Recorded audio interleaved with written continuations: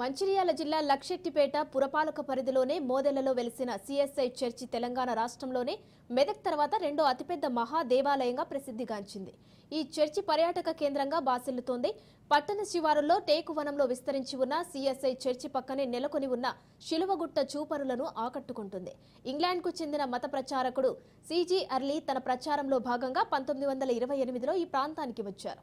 ఆ సమయంలో కరువు పరిస్థితులను తొలగించడానికి ఉపాధి కల్పించే ఉద్దేశంతో చర్చి, దానికి అనుగుణంగా ఆసుపత్రి, పాఠశాల నిర్మాణానికి పూనుకున్నట్లు చరిత్రకారులు చెబుతున్నారు.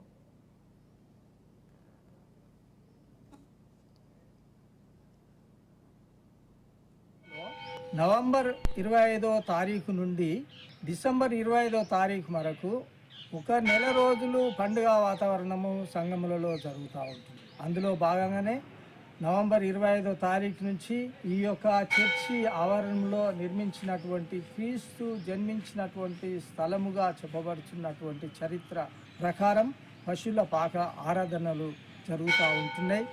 మరి అట్టి కార్యక్రమంలో సంఘమంతా కూడా స్త్రీలు, పురుషులు, చిన్న బిడ్డలు, సండే స్కూల్ వారు, యవనస్తులు ప్రాముఖ్యంగా అందరూ దానిలో పాలు పొంది క్రీస్తు నామమును స్తుతించడం జరుగుతూ ఉంటున్నది. మరి ముఖ్యంగా ఈ నెల దినములతో పాటు డిసెంబర్ 25వ తారీఖు అనేక విధములైనటువంటి కార్యక్రమములు, దేవుణ్ణి ఆరాధించే కార్యక్రమము రాత్రి నుండే మొదలై దినమంతా కూడా జరుగుతూ ఉంటున్నది.